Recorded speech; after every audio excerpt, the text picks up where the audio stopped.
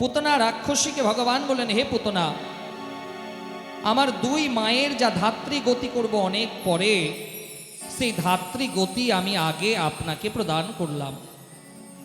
যশোদা আর দেবকীর যা গতি করেছিল ভগবান অনেক পরে, পুতনা রাক্ষসী নিজের স্তন পান করায় ভগবান তাকে ধাত্রী গতি প্রদান করলেন। পুতনার প্রাণটাকে পান করলেন, পুতনার দেহ ধরাশায়ী হল। এদিকে মা যশোদা কানহাকে কোলে তুলে নিলেন, গোশালাতে নিয়ে গেলেন, গোমূত্র দিয়ে কানহাকে স্নান করালেন। সেখানকার ম্লেচ্ছ জাতিরা পুতনার দেহকে খণ্ড বিখণ্ড করে আগুনে পোড়ালো। পুতনার দেহ থেকে কোনো দুর্গন্ধ বেরোলো না, পুতনার দেহ থেকে সুগন্ধ নির্গত হতে লাগলো। ভগবান যাকে স্পর্শ করেছে তার দেহ থেকে তো সুগন্ধই বেরোবে। এদিকে কৈলাস ধামে দেবাদিদেব মহাদেব মনে মনে ভাবল যে আমি একবার সেই দাপর যুগে ভগবান কৃষ্ণের অবতার লীলাকে দেখার জন্য যাব।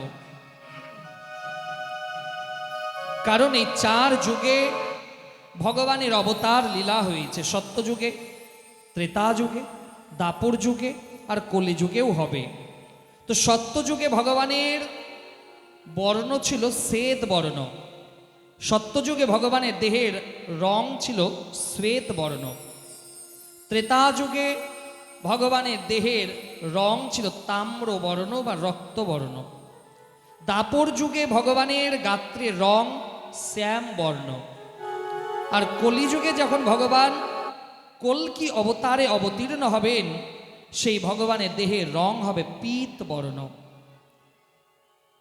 আমাদের শ্রীমদ্ ভাগবত মহাপুরাণে দ্বাদশী স্কন্ধে এই প্রসঙ্গগুলো আসে যে সত্যযুগে ভগবানের শরীরের রং ছিল সাদা, ত্রেতা যুগে তাম্রবর্ণ বা রক্তবর্ণ, দাপর যুগে শ্যাম বর্ণ, আর কলিযুগে কল্কি অবতারে যখন ভগবান অবতীর্ণ হবেন সেই ভগবানের শরীরের রং হবে পীত বর্ণ। তো দেবাদিদেব মহাদেব মনে মনে ভাবছে যে আমি একবার ভগবানকে দেখার জন্য যাব। তো কৈলাস ধাম থেকে গোকুলে মহাদেব এলেন। মহাদেব এলেন নিজের সেই বেশকে গোপন করে, পরনের বাকছালকে গোপন করলেন, মাথাতে জটা থাকলো, মানে একটা যোগী বাবার যেরকম বেশ, সেই যোগী বাবার বেশ ধারণ করে গোকুলে এলেন। মা যশোদা রানীর কাছে গেলেন, ও যশোদা রানী। যশোদা রানী কে? বলে, আর আমি যোগী বাবা, শুনেছি তোমার লাল হয়েছে। বলছে তো, বলছে তোমার লালকে একবার আমাকে দেখতে দাও। যশোদা রানী বলল, না, এই লালকে দেখার চক্করে পুতনা আমার লালকে নিয়ে উড়ে গেছিল। যোগী বাবাকে বলছে, না না, আমার লালকে আমি কাউকে দেখাবো না, নিজে কোলে করে ঘরে চলে গেল। আর যশোদা রানী সেই যোগী বাবাকে বলল যে আপনি চলে যান, আমার লালের সঙ্গে আপনার সাক্ষাৎ হবে না, আমি আমার লালকে দেখাবই না। সেই যোগী বাবা সেখান থেকে মন খারাপ করে চলে গেলেন, একটা বট গাছ তলায় বসলেন, মনে মনে কানহাকে বলছে, হে গোবিন্দ, হে কৃষ্ণ, আমি আপনাকে দেখার জন্য গেলাম, আর আপনার দর্শন কি আমার ভাগ্যে নেই? আমি কি আপনাকে দেখতে পাবো না? সেই সময় মনে মনে গোবিন্দ দেবাদিদেব মহাদেবকে বলছে, হে প্রভু, এত তাড়াতাড়ি আশা ছাড়লে হবে? হে প্রভু, এত তাড়াতাড়ি আশা ছাড়লে তো হবে না, আমি ঠিক দর্শনের ব্যবস্থা করছি। মহাদেব বলল যে, হে প্রভু, আপনাকে দেখার জন্য যে আমার মন বড় ব্যাকুল হয়ে আছে। সেই সময় ভগবান কৃষ্ণ কাঁদতে আরম্ভ করলেন। শিশুদের একটা শক্তি হচ্ছে ক্রন্দন, দেখবেন বাচ্চাদের একটা শক্তি ক্রন্দন। বাচ্চারা যখন কোনো কিছু পারবে না তখন কাঁদতে আরম্ভ করবে, আর যখনই কাঁদতে আরম্ভ করবে তার বাবা মা কিন্তু তদনুরূপ ইচ্ছার কথাগুলো তাকে বলবে বা তদ্রূপ তার ব্যবহার করবে তার সঙ্গে। তো সেই রকমভাবে ভগবান কৃষ্ণ কাঁদতে আরম্ভ করলেন, কান্না আর থামে না।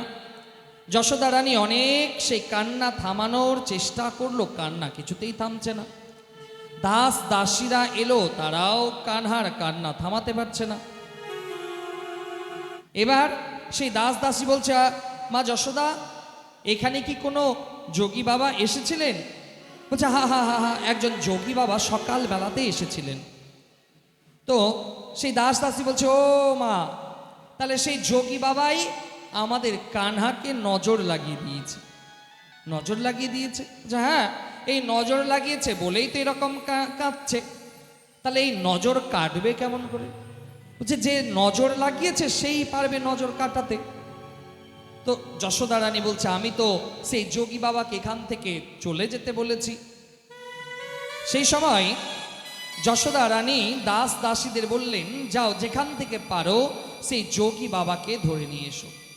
দাস দাসী দেখছে যে একটা বট গাছ তলায় সেই যোগী বাবা বসে আছে। ও যোগী বাবা, কে? রে, আমি এসেছি, আপনি চলুন গোকুলে, নন্দভবনে। বলছে, না, আমি যাব না, আমাকে যশোদা রানী তাড়িয়ে দিয়েছে। বলছে, না না, যশোদা রানী আপনাকে নিয়ে যাওয়ার জন্য বললো, আপনাকে নিয়ে যেতে এলাম। দেবাদিদেব মহাদেব সেই যোগী বাবা রূপ ধারণ করে সেই দাস দাসীর সঙ্গে গোকুলে গেলেন। মা যশোদা কোলে করে কানহাকে বের করলেন। যেমনি কানহাকে বের করেছে আর যোগী বাবার দৃষ্টি পড়েছে, গোবিন্দের কান্না বন্ধ হয়ে গেল। যশোদা রানী মনে মনে ভাবছে, এই যোগী বাবাই আমার কানহাকে নজর দিয়েছিল। এবার তৎক্ষণাৎ সেই যশোদা রানী কানহাকে নিয়ে তড়িঘড়ি ঘরের মধ্যে প্রবেশ করছে। যেমনি ঘরে প্রবেশ করছে, আবার কানহা কাঁদতে আরম্ভ করল। যশোদা রানী বলছে যে কানহার কান্না তো বন্ধ হয় না। যশোদা রানী যোগী বাবাকে বলল যে, যোগী বাবা, কোনো যদি জড়িবুটি থাকে তাহলে দিন, আমি আমার ছেলেকে বেঁধে দেব, আর নজর লাগবে না। তো সেই যোগী বাবা বলছে, মা, আমার শরীরে কোথায় কোন জড়িবুটি আছে আমি জানি না, তবে প্রত্যেকটা সেই জড়িকে আমি নিজের জটাতে গুজে রাখি। আপনি এক কাজ করুন, আপনার কানহার দুটো পা আমার মাথাতে স্পর্শ করিয়ে দেন। আমার মাথাতে যদি স্পর্শ করিয়ে দেন, তাহলে সেই জড়িবুটির স্পর্শ পেয়ে যাবে, তাহলে আর নজর লাগবে না। যশোদা রানী বলছে, হ্যাঁ, ভালো উপায়। কৃষ্ণ মনে মনে দেবাদিদেব মহাদেবকে বলছে, হে প্রভু, হে প্রভু, এ আপনি কি করছেন? মহাদেব বলছে, হে প্রভু, একবার যখন এই দাপুর যুগে আপনার এই লীলা অবতারকে দর্শন করতে পেয়েছি, তাহলে আপনার চরণ যুগল আমি আমার মাথাতে স্পর্শ করাতে চাই। যশোদা রানী কোলে করে নিয়ে ভগবান কৃষ্ণের চরণ যুগলকে সেই যোগী বাবার জটার মধ্যে স্পর্শ করিয়ে দিলেন। যোগী বাবা মনে মনে কৃষ্ণকে প্রণাম জানালেন। এদিকে সেই কৃষ্ণের কান্না থেমে গেল। সেই যোগী বাবা আর কেউ নয়, স্বয়ং দেবাদিদেব মহাদেব। সেই মহাদেব আজও সেই বৃন্দাবনে বিরাজমান।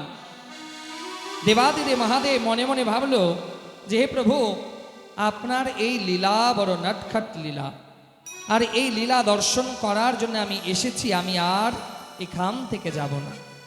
আজও সেই বৃন্দাবনে 5 জায়গায় স্বয়ং দেবাদিদেব মহাদেব বিরাজমান। বৃন্দাবনের 5 জায়গাতে আজও স্বয়ং দেবাদিদেব মহাদেব বিরাজমান। গোবর্ধনে মহাদেব বিরাজমান চক্রেশ্বর মহাদেব রূপে। গিরি গোবর্ধনে মহাদেব বিরাজমান চক্রেশ্বর মহাদেব রূপে। বৃন্দাবনে মহাদেব বিরাজমান গোপেশ্বর মহাদেব রূপে। মথুরায় মহাদেব বিরাজমান ভূতেশ্বর মহাদেব রূপে। নন্দগাঁওয়ে মহাদেব বিরাজমান আশেশ্বর মহাদেব রূপে। আর কামাতে মহাদেব বিরাজমান কামেশ্বর মহাদেব রূপে। এই 5 জায়গায় আজও দেবাদিদেব মহাদেব বিরাজমান। এবার ভগবান আরেকটু বড় হলেন। ভগবানের এবার নামকরণ হবে, যে ভগবানের নাম রাখতে হবে। তো একদিন যদু বংশের পুরোহিত, নাম ছিল গর্গমুনি, গর্গাচার্য। তো সেই গর্গমুনি নন্দভবনের পথে এলেন, নন্দভবনে প্রবেশ করলেন। তো নন্দ বাবা গর্গমুনিকে দেখে প্রণাম করলেন যে আজকে আমার পরম সৌভাগ্য যে আমার গৃহে ব্রাহ্মণ দেবতা এসেছে। আর হে ব্রাহ্মণ দেবতা, আপনি যখন এসেছেন তাহলে আজকে আপনাকে একটা কাজ করে দিতে হবে। কি কাজ? বলছে আমার এই দুই লালের নাম আপনাকে রাখতে হবে। তো গর্গমুনি বলছে না না, আমি হলাম যদু বংশের পুরোহিত, আর আমি যদি আপনার এই সন্তানের নাম রাখি তাহলে তো কংস টের পেয়ে যাবে, আমি রাখব না। নন্দ বলছে না না গুরুদেব, আপনি যখন এসেছেন তাহলে আপনি আমার এই দুই লালের নাম রাখুন, নামকরণ করুন। বেশ, তাহলে নন্দ বাবা এইখানে নামকরণ হবে না, গোপনে যেতে হবে। গোপনে কোথায়? গোশালা, গোয়াল ঘরে। ভগবান কৃষ্ণের যে নামকরণ হয়েছিল মা, সেটা গোয়াল ঘরে। তো গোশালাতে নিয়ে যাওয়া হলো। এবার রোহিণী কৃষ্ণকে কোলে নিয়ে আছে, আর যশোদা রোহিণীর সন্তানকে কোলে নিয়ে আছে। দেখি তো গর্গমুনি কেমন পুরোহিত, কেমন জ্ঞানী। তো এরা গর্গমুনির নাম আগে অনেক শুনেছিল। রোহিণী আর যশোদা গল্প করছে যে শুনেছি নন্দ বাবা ভবিষ্যৎ বলতে পারে, গর্গমুনি ভবিষ্যৎ বলতে পারে।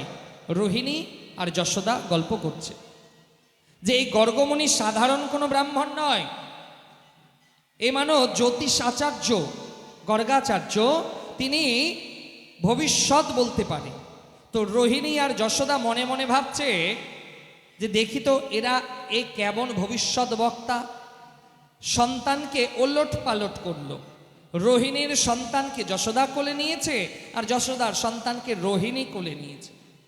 গোয়াল ঘরে গেছে, গর্গমুনি সেই সন্তানকে দেখল।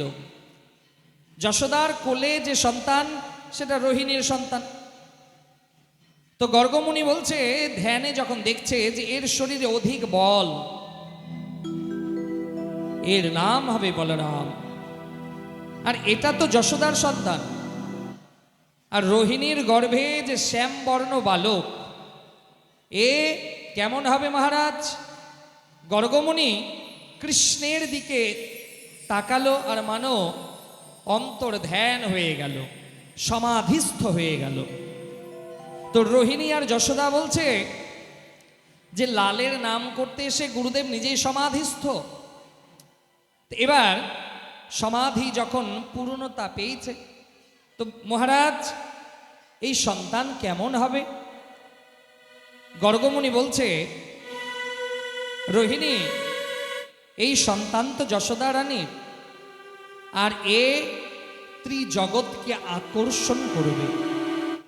আকর্ষণেতি কৃষ্ণঃ, অর্থাৎ যিনি ব্যক্তি বর্গকে আকর্ষণ করেন তিনি ভগবান শ্রীকৃষ্ণ।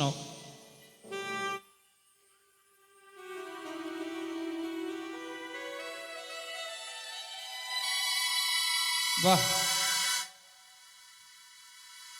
এই তো আজকে আমাদের সনাতন ধর্মের অবস্থা। যখন ইচ্ছা হবে আসবে, যখন ইচ্ছা হবে আরতি করবে। আপনারা আগে আরতি করে নিন, তারপরেই কথাকে বলবো। আর কেউ যদি আরতি করার থাকে করে নিন, তারপরেই কথা হবে।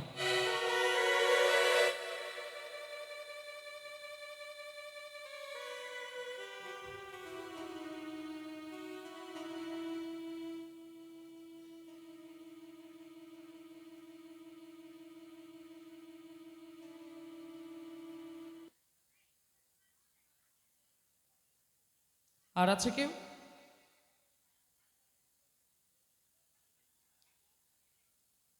একদম আস্তে, কোনো কথা নয়। এদিকে আকর্ষণেতি কৃষ্ণঃ, অর্থাৎ যিনি ব্যক্তি বর্গকে আকর্ষণ করেন তিনি ভগবান শ্রীকৃষ্ণ।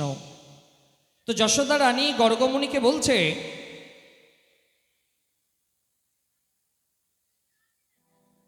একটা গেল, একটা এলো।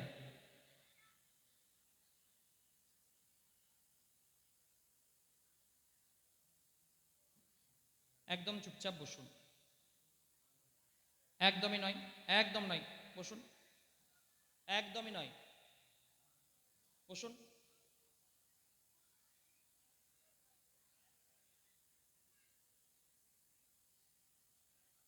যশোদা রানী আর রোহিণী গর্গমুনিকে বলছে, আচ্ছা গুরুদেব, আপনি তো ভবিষ্যৎ বক্তা, আপনি তো ভবিষ্যৎ বলতে পারেন, তাহলে বলুন তো মহারাজ, এই দুটো সন্তানেরা ভবিষ্যতে কি হবে? কারণ প্রত্যেক বাবা মায়ের একটা কৌতূহল থাকে তার সন্তান বড় হয়ে কি হবে। তো যশোদা রানী আর রোহিণী গর্গমুনিকে বলছে, বলুন তো মহারাজ, এরা বড় হয়ে এই দুই সন্তান কি হবে? তো গর্গমুনি কৃষ্ণের দিকে তাকিয়ে বলছে, তো চোর হবে, মহা চোর হবে। যশোদা রানী বলছে, দাঁড়ান দাঁড়ান মহারাজ, কি বললেন আপনি? আমার লালকে আপনি ভবিষ্যতে দেখতে পাচ্ছেন চোর হবে? বলছে, হ্যাঁ, আপনার লাল ভবিষ্যতে চোর, মহা চোর হবে। রোহিণী আর যশোদা একে অপরের দিকে তাকাচ্ছে যে এই হচ্ছে ভবিষ্যৎ বক্তা, যে আমার লালকে সোজা চোর বানিয়ে দিল। যদি কোনো দেবতা বানাতো তবুও ভালো, কিন্তু এ কেমন ভবিষ্যৎ বক্তা যে আমার লালকে সোজাসুজি বলছে চোর, মহা চোর হবে। তো গর্গমুনি বলছে যে আরো জানার ইচ্ছে আছে। তো যশোদা রানী বলছে, আর কি জানবো মহারাজ, আপনি তো আমার ছেলেকে সোজাসুজি বলছেন চোর হবে, তো কি চুরি করবে? শ্রীমদ্ ভাগবত মহাপুরাণে বলছে, ব্রজে প্রসেধ্যম নবনীত চৌরম গোপাঙ্গনানাং চ দুকুল চৌরম অনেক জনমার্জিত পাপ চৌরম চৌরাগ্রগণ্যম পুরুষম নমামি। বলছে যে হে যশোদা রানী, অনেকের জন্মার্জিত পাপকে তিনি চুরি করবেন, অনেকের চিত্তকে চুরি করবেন। জন্মার্জিত পাপ চৌরম, যে অনেকের জন্মের পাপকে আপনার লাল চুরি করবে। আর ব্রজে যত গোপাঙ্গনাগণ আছে তাদের হৃদয়কে চুরি করবে। আর ভবিষ্যৎ জানার ইচ্ছে আছে? যশোদা রানী বলছে, না না না না, আর আমি ভবিষ্যৎ জানতে চাই না। তো সেই সময় গর্গমুনি ভগবানের নামকরণ করলেন, ধ্যানে বসলেন। আকর্ষণে তিথি কৃষ্ণ, অর্থাৎ যিনি ব্যক্তিবর্গকে আকর্ষণ করেন তার নাম ভগবান শ্রীকৃষ্ণ। দুই লালার নাম হয়ে গেল। এবার কৃষ্ণ হামাগুড়ি দিতে শিখেছে। হামাগুড়ি দিতে দিতে একদিন খেলার ছলে বলরাম আর কৃষ্ণ দুই ভাই এক জায়গাতে খেলছে। খেলার ছলে এক মুঠ মাটি নিজের মুখের মধ্যে পুরে নিয়েছে। কেন? ভগবান অবতীর্ণ হওয়ার পূর্বে সেই নারায়ণ কথা দিয়েছিল ভূমাতাকে যে আমি যখন যাব লীলা করার সময় তোমার মাটিকে আমি নিজের মুখে স্থান দেব। তো ভগবান সেই মাটিকে মুখের মধ্যে গ্রহণ করলেন। বলরাম এসে বলছে, মা মা দেখবে চলো, দেখবে চলো, কি হয়েছে? আরে আমার ভাই কানহা এক মুঠ মাটি মুখে নিয়ে নিয়েছে গো মা। যশোদা রানী দৌড়তে দৌড়তে গেছে, ও কানহা, ও কানহা, ও কানহা, কি হয়েছে? আরে হা করো তো দেখি, তুমি মাটি খেয়েছো। কানহার মুখের মধ্যে তো মাটি। এবার কানহা তো আর মুখ খুলতে পারছে না, শুধু মাথাটাকে নড়াচ্ছে, না মা আমি মাটি খাইনি মা। এবার কানহা মনে মনে ভাবছে, আমি যদি মাকে বলি যে আমি মাটি খাইনি, তাহলে আমার মা আমার উপরে বিশ্বাস করবে। অনেক সময় অনেক ছেলে মেয়েরা কনফিডেন্স নিয়ে মিথ্যা কথা বলে, যেন মা তাকে পুনর্বার জিজ্ঞাসা না করে। তো শ্রীমদ্ ভাগবত মহাপুরাণে বলছেন, নাহং ভক্ষিতবানম্য সর্বে মিথ্যাভিসংশিনঃ यदि সত্যগিরস্ত্বহি সমক্ষং পশ্যমে মুখম। মা যদি বিশ্বাস না হয়, পশ্যমে মুখম, তুমি আমার মুখ দেখতে পারো।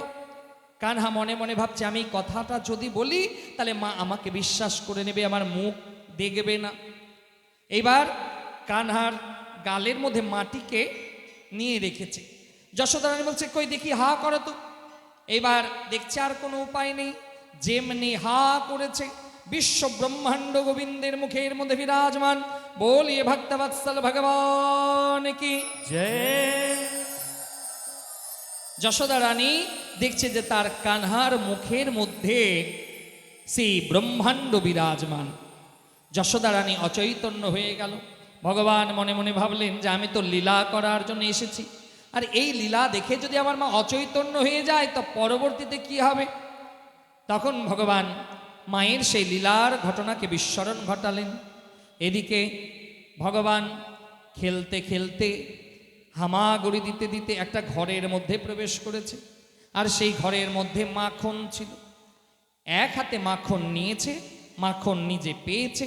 এবার দুই হাঁটু আর এক হাতের কনুই দিয়ে ঘর থেকে বেরোতে বেরোতে, আগেকার দিনে তো বাবা ঘরের চৌকাঠ অনেক উঁচু থাকতো আগেকার দিনে, তো সেই চৌকাঠে যখন উঠেছে ভগবান কৃষ্ণের কোমর সেই চৌকাঠে আটকে গেছে, অর্ধেকটা এপারে আর অর্ধেকটা ওপারে।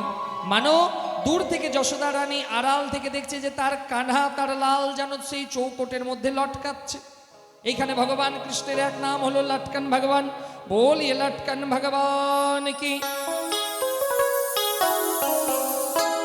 এবার ভগবান হাঁটতে শিখেছে, দল বল নিয়েছে, শ্রীদাম সুদাম মধুমঙ্গল দল বল নিয়েছে। কানহা বলছে, আচ্ছা আমার চেহারা এত নাদুস নুদুস, আর তোমাদের চেহারা এরকম দুর্বল কেন? তোমরা কি মাখন মিছরি খাও না? সেই সময় শ্রীদাম সুদাম বলছে, কানহা জানো, কানহা জানো, মাখন মিছরি তো আমাদের ঘরে হয়, কিন্তু আমরা খেতে পাই না। কেন পাও না? বলছে, জানো কানহা, আমাদের বাড়িতে মাখন হয়, কিন্তু সেই মাখন আমার মায়েরা মথুরার হাটে গিয়ে বিক্রি করে যে অর্থ পায়, সেই অর্থ মথুরার যে রাজা কংসকে দিতে হয়, রাজস্ব দিতে হয়, ফলে আমরা তদনুরূপ মাখন খেতে পাই না। কানহা বলছে, এরকম ব্যাপার, ঠিক আছে, সবাই তোমরা আমার দলে নাম লেখাও।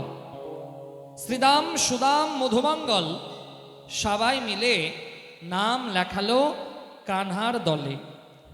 এদের দলের সর্দারকে কানহা, ভগবান শ্রীকৃষ্ণ দলের সর্দার। শ্রীদাম সুদাম মধুমঙ্গল এরা ভগবানের সখা। এবার ভগবান বলছে, শ্রীদাম সুদাম মধুমঙ্গল সবাই চলো আজকে আমার সঙ্গে, আজকে মাখন খাবো বলে। দেখুন মা, ভগবানের গৃহে নন্দভবনে তো 9 লক্ষ ধেনু, 9 লাখ গোমাতা, কত দধি দুগ্ধ, কত কে খায়, কিন্তু তবু ভগবান সেই শ্রীদাম সুদাম মধুমঙ্গলকে নিয়ে গোপিনীদের বাড়িতে যাচ্ছে। কারণ গোপিনীরা যখন ঠাকুর ঘরে পুজো করত, সেই সময় গোপিনীরা মনে মনে ভগবানকে বলতো যে, হে প্রভু প্রসাদ গ্রহণ করেন।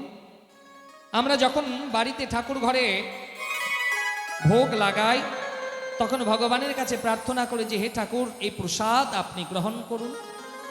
কোনো মন্দিরে যখন আমরা যাই তখন দেখবেন আমরা প্রার্থনা করি যে, প্রভু এই প্রসাদ আপনি গ্রহণ করুন। তো সেই গোপিনীরা তাদের ঠাকুর ঘরে তাদের ইষ্ট দেবতা গিয়ে বলতো যে, প্রভু এই প্রসাদ আপনি গ্রহণ করুন। আর ইষ্ট দেবতাকে স্বয়ং সর্বেশ্বর জগৎপতি নারায়ণ তিনি অবতীর্ণ হয়েছে কৃষ্ণ অবতারে। তো ভগবানের সেই অবতার কৃষ্ণ অবতার রূপে সেই গোপিনীদের বাড়িতে ভগবান যাচ্ছেন। কারণ ঠাকুর ঘরে তো গোপিনীরা তাদের ইষ্ট দেবতাকেই ডেকেছেন। তো শ্রীদাম সুদাম মধুমঙ্গলকে নিয়ে ঠাকুর ঘরে প্রবেশ করেছে ভগবান। সেই সমস্ত মাখনগুলো বন্ধুদের পাইয়েছে, নিজে পেয়েছে। এবার যখন তারা বাড়ি চলে এসেছে, তো গোপিনীরা যখন বাড়িতে গেছে ঠাকুর ঘরে গিয়ে দেখছে যে কি ব্যাপার, আজকে ঠাকুর ঘরে আমরা মাখনের ভোগ লাগিয়েছিলাম, মাখন নেই। গোপিনীরা বলতে লাগলো যে নিশ্চয়ই ব্রজধামে বাঁদরের উৎপাত, নিশ্চয়ই কোনো বাঁদর ঢুকে সব প্রসাদ খেয়ে নিয়েছে। গোপিনীরা মনে মনে ভাবলো যে তাহলে ঠাকুর ঘরের দরজাকে বন্ধ করে দিতে হবে ভোগ লাগানোর পরে। এই জন্য আজও নিয়ম আছে যে ভগবানকে ভোগ লাগানোর পরে পর্দা দিয়ে আড়াল করতে হয় বা দরজাটাকে একটু বন্ধ করে দিতে হয়, 5 মিনিট 10 মিনিট বন্ধ করে দিতে হয়। তো সেই গোপিনীরা ভগবানকে ভোগ লাগিয়ে দরজাটাকে বন্ধ করেছে। আর সেই দিন মাখনের যত হাঁড়ি যত ভাণ্ড সেই হাঁড়িগুলোকে তারা একটা ঘরের মধ্যে রেখেছে। কানহা শ্রীদাম সুদাম মধুমঙ্গলকে নিয়ে বলল, আজকে চলো, আজকে অমুক গোপিনীর বাড়িতে আমরা মাখন পেতে যাব। শ্রীদাম সুদাম মধুমঙ্গল সবাই মিলে যখন একটা গোপিনীর বাড়িতে গেছে, গিয়ে দেখছে যে একটা ঘরের মধ্যে মাখনের হাঁড়িগুলো সব সাজানো আছে। কানহা একটা করে মাখনের হাঁড়িগুলো তাদের বন্ধুদের দেয়, বন্ধুরা পায়। যখন শ্রীদাম সুদাম মধুমঙ্গল সেই সমস্ত মাখনকে পেল, সেই মাখন যখন বেঁচে গেল, কানহা বাঁদরকে ডাকলো। বাঁদর এলো, কারণ একজন সন্ত খুব ভালো কথা বলছেন যে ত্রেতা যুগে রাম অবতারে যখন তিনি এসেছিলেন তার কাছে সামর্থ্য ছিল না সেই বাঁদরকে খাওয়াবে বলে, কারণ তখন তিনি বনচারী। সেই রাম যখন দাপরে কৃষ্ণ হয়ে এলো তখন সেই ভগবান সেই বাঁদরকে মাখন পাওয়াচ্ছে। তো সেই বাঁদরকে মাখন পাওয়াই, ময়ূরকে মাখন পাওয়াই, সবাই মাখন পেল। শেষে ভগবান নিজেও মাখন পেল। এদিকে সেই গোপিনীরা জানতে পারলো যে কানহা দলবল নিয়ে আজকে একটা গোপিনীর বাড়িতে গেছে, মাখন খেয়েছে। সেই সময় গোপিনীরা দৌড়তে দৌড়তে এলো, চিৎকার করলো যে দেখ ঘরের মধ্যে কে আছে দেখ। চিৎকার যেমনি শুনতে পেল, তারা জানালা দিয়ে বা কেউ দরজার এপাশ ওপাশ দিয়ে যেমন করে হোক সবাই দৌড়ে পালালো। গোপিনীরা মনে মনে ভাবলো যে এই রকম করলে চোরকে ধরা যাবে না, তারা বুদ্ধি আঁটলো। এবার বলছে মাখনকে আর কেউ আমরা মাটিতে রাখবো না, শিকা, শিকা তো বোঝেন, সেই শিকার মধ্যে মাখনের হাঁড়িগুলোকে রেখে দেয়া হলো। শ্রীদাম সুদাম মধুমঙ্গল কানহা যখন সেই গোপিনীর ঘরে গেছে, শ্রীদাম বলছে কানহা দেখো দেখো, গোপিনীরা সেই মাখনের হাঁড়িগুলোকে শিকাতে টাঙিয়ে রেখেছে যেন আমাদের হাত না যায়, আমরা মাখন খেতে পারবো না, এখান থেকে চলো। কানহা বলছে শ্রীদাম সুদাম যখন এসেছি মাখন তো পাবই, যখন এসেছি মাখন তো পাবই। দেখুন মা, ভগবানের সব থেকে প্রিয় ভোগ হচ্ছে মাখন, সব থেকে প্রিয় ভোগ। অন্যান্য ভোগকে ভগবান যতটা গ্রহণ করলেন না তার থেকে বেশি মাখনকে গ্রহণ করলেন। কারণ অনেক বৃন্দাবনের রসিক সন্ত, দেখুন এটা তো সবার নিজ নিজের ভাব, তো সেই বৃন্দাবনের রসিক সন্ত বলছেন যে মাখনের আগে মা শব্দটা আছে, যেটা অন্য কোনো প্রসাদের ক্ষেত্রে নেই। তো সেই মাখনের আগে মা শব্দটা আছে। আর তৎকালীন সন্তানের পরিচয় হতো মায়ের নামে। এখন যদি আপনাকে বা কোনো ছেলেকে জিজ্ঞেস করে তোমার পরিচয় কি, সে বলবে আমি অমুক জনের ছেলে। পিতার পরিচয় এখনকার দিনে আমরা দিই, কিন্তু তৎকালীন মায়ের পরিচয়ে সন্তানের পরিচয় হতো। এই জন্য আজও রামকে কৌশল্যানন্দন বলে, দশরথ নন্দন অনেক পরে, কিন্তু আগে বলে কৌশল্যানন্দন।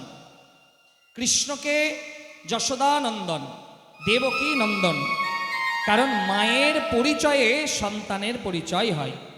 আগেকার দিনে মায়ের পরিচয়ে সন্তানের পরিচয় হতো। তো মাখন শব্দের আগে মা শব্দটা আছে। আর পৃথিবীর মধ্যে সব থেকে ছোট শব্দ মা, কিন্তু সর্ববৃহৎ গূঢ় তত্ত্ব যদি হয় তাহলে এই মা শব্দে আছে। কিন্তু এখনকার দিনে আমাদের সন্তানকে আমরা এমনভাবে, এমন সংস্কৃতির মাঝখান দিয়ে নিয়ে যাচ্ছি যে এখনকার দিনে সন্তান বাবাকে বাবা বলতে চাইছে না, মাকে মা বলতে চাইছে না। আজকে দেখবেন অনেকের বাড়িতে যাবেন, হিন্দু সনাতনের বাড়িতে যাবেন, বাঙালির বাড়িতে যাবেন, সন্তান বাবাকে বাবা বলে ডাকছে না, পাপা বলে ডাকছে। তো পাপা কথাটাকে ভাঙলে কি হবে? পাপ। আ বেঁচে থাকাকালীনই বাপকে পাপের সঙ্গে তুলনা করলো। পাপ বেঁচে থাকাকালীনই বাবাকে পাপের সঙ্গে তুলনা করে দিল। না, আপনারা তো ভালো, আপনাদের কথা বলিনি, যারা আসেনি ওদের কথা বলছি। বলো রাধে রাধে। এই জন্য নিজের সন্তানকে অন্তত এইটুকু সংস্কৃতি তো প্রদান করুন, যেন নিজের বাবাকে বাবা বলে ডাকে, নিজের মাকে মা বলে ডাকে। কিন্তু বাবা যদি পাপা হয়ে যায়, তাহলে তো সেই বাবার অবস্থা কি হবে? সেই পাপার অবস্থা কি হবে?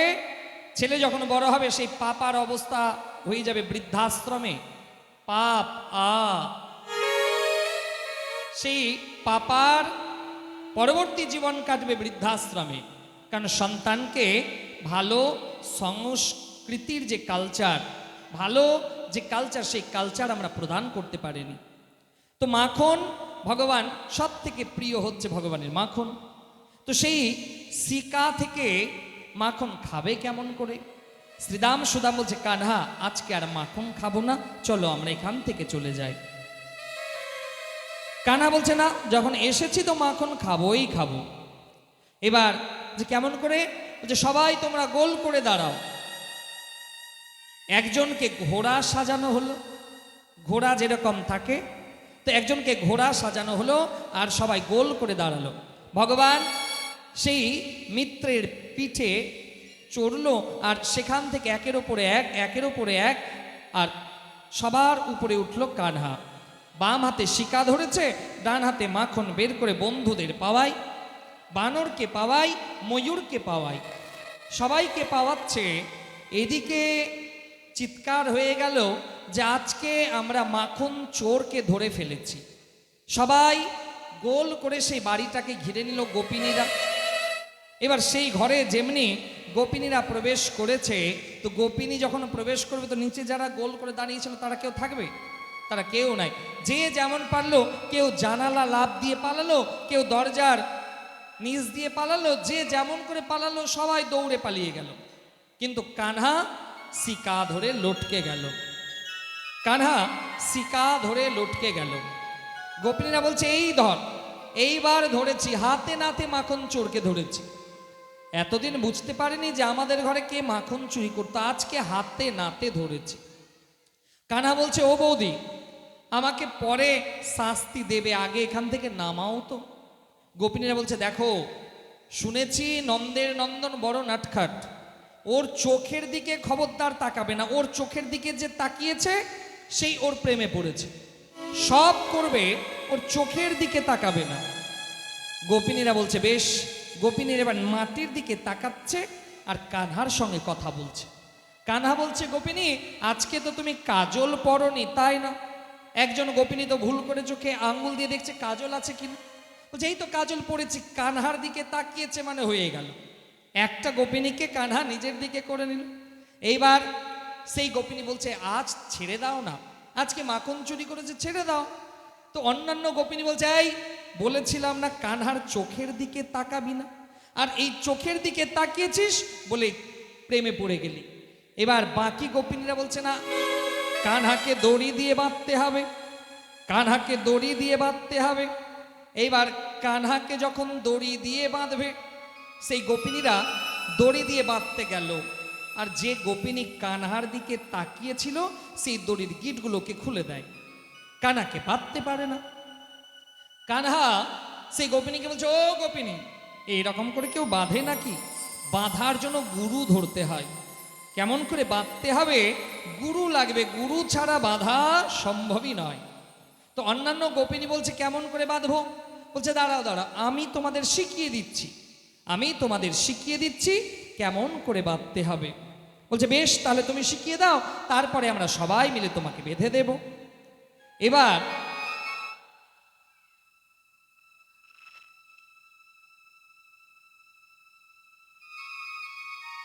এতবার বলার পরেও যদি এরকম হয়, তাহলে আর কি বলা যাবে?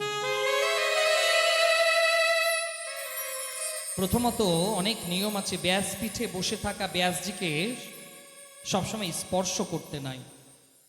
আমি আপনাদের কাছে হাত জোর করে নিবেদন করব, যে আপনারা আসুন এখানে প্রণাম করুন, কিন্তু ব্যাসপীঠে থাকা অবস্থাতে কদাপি স্পর্শ করা যায় না, কারণ এটা ব্যাস আসন, এর মর্যাদা আছে,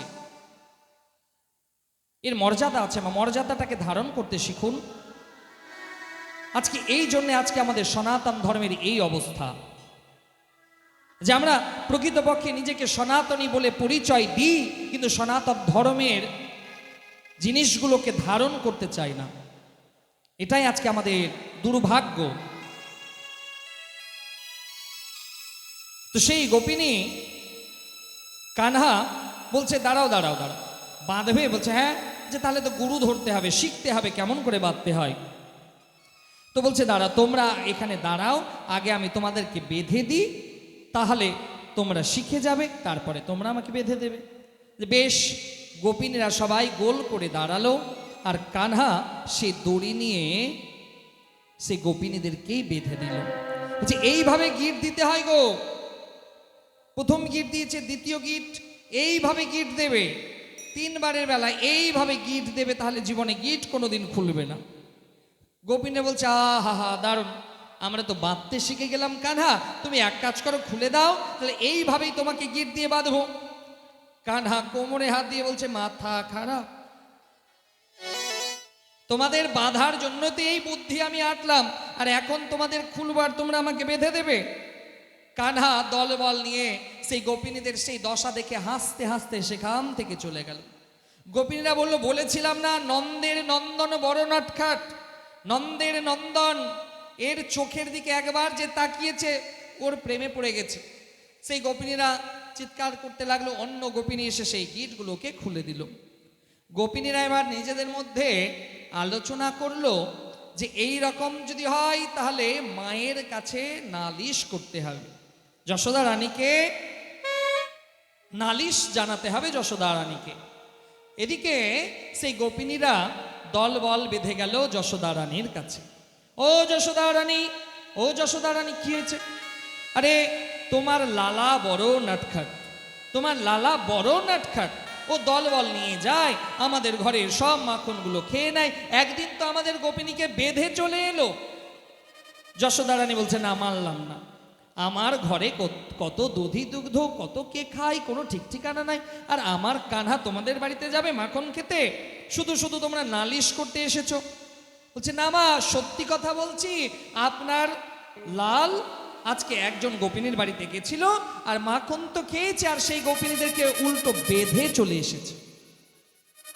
যশোদা রানী বলছে মানবো না, যদি হাতে নাতে ধরতে পারো, হাতে নাতে প্রমাণ নিয়ে আসতে পারো, তাহলে আমি স্বীকার করব, না হলে নয়। গোপিনীরা বলল বেশ। গোপিনীরা ঘরে গেল। কানহা, শ্রীদাম, সুদাম, মধুমঙ্গল এক জায়গায় হয়েছে। কানহা বলছে শ্রীদাম, শুনেছি আজকে ওই পাড়াতে একজনের লাল হয়েছে, মানে একজনের সন্তান হয়েছে। বলছে হ্যাঁ, আজকে অমুক জনের বাড়িতে একটা সন্তান হয়েছে, ছেলে জন্ম নিয়েছে। কানহা বলছে তাহলে আমরা সবাই চলো তাকে দেখতে যাব।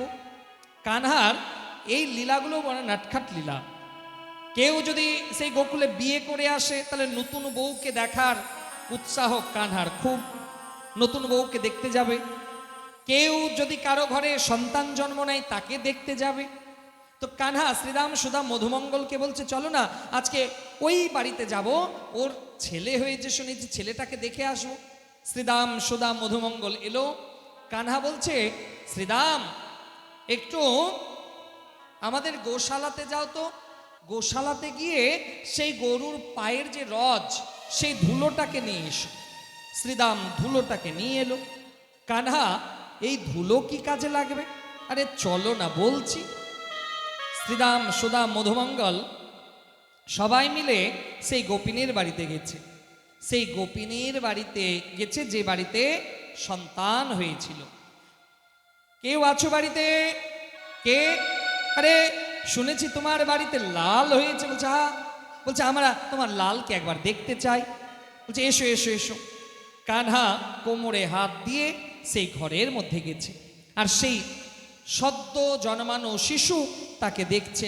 আহা হা হা, কত সুন্দর। শ্রীদাম, যে ধুলোটা নিয়ে এসেছিলে সেই ধুলোটা আছে তোমার কাছে? বলছে হ্যাঁ মহারাজ আছে।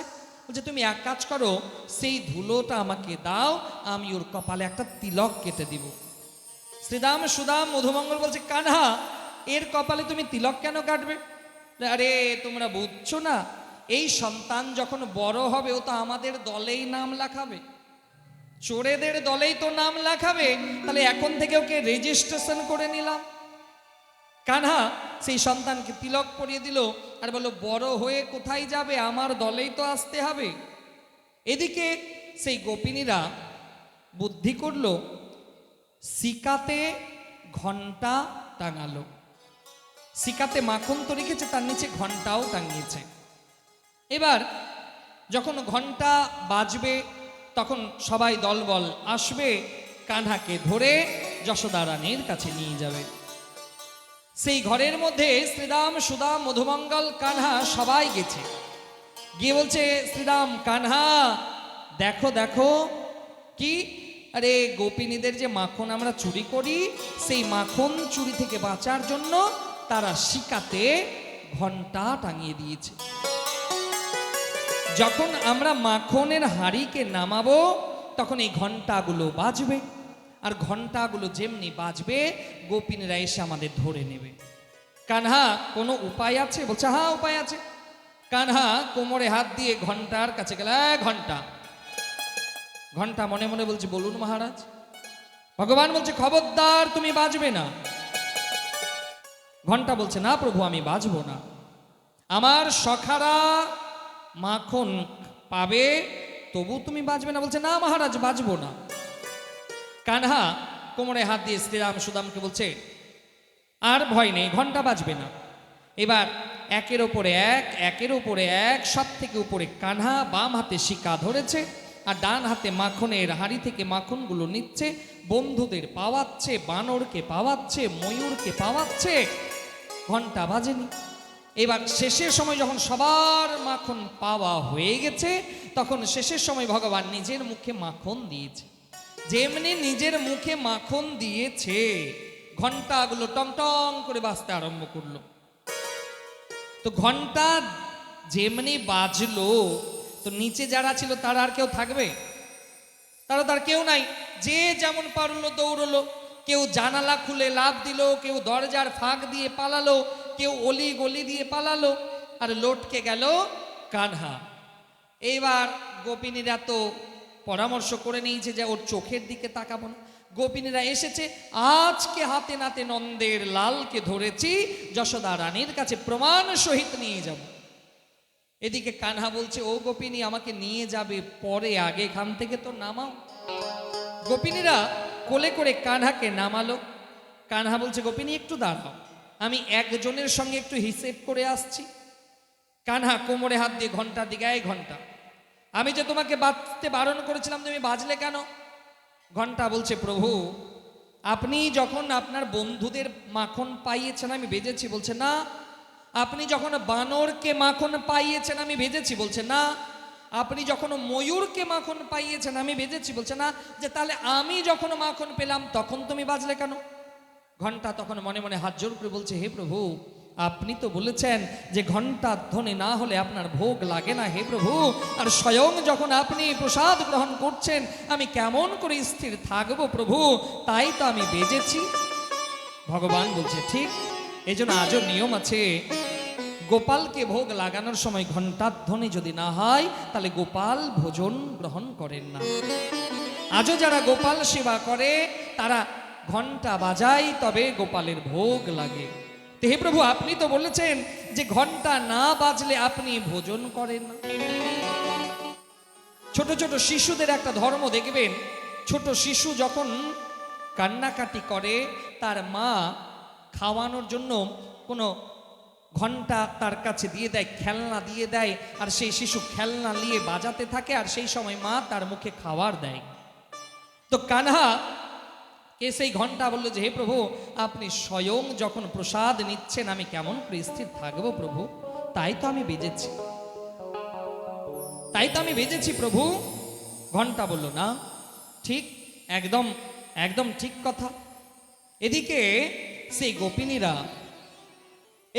গোপিনীরা কানহাকে ধরে এবার যশোদা রানীর কাছে নিয়ে যাবে। কানহাকে ধরে যশোদা রানীর কাছে নিয়ে যাবে। তো সেই গোপিনী কানহার হাত ধরেছে, টানতে টানতে নিয়ে যাচ্ছে। তো সেই ব্রজধামে একটা নিয়ম ছিল, সামনে যদি ভাসুর চলে আসে বা মামা শ্বশুর চলে আসে তাহলে মায়েদের একটা ঘোমটা দিতে হয়।